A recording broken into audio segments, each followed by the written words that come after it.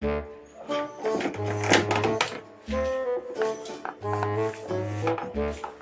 yan? Malilate ka na naman.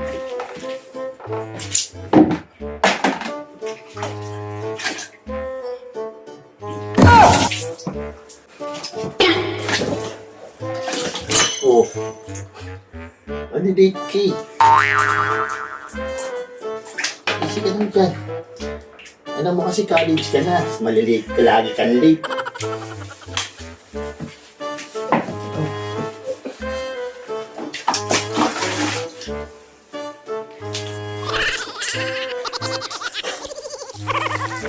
Oh.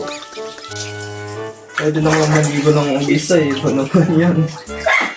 Baka kasi malate ka. Okay na. Naghintay ka ba? Wala na.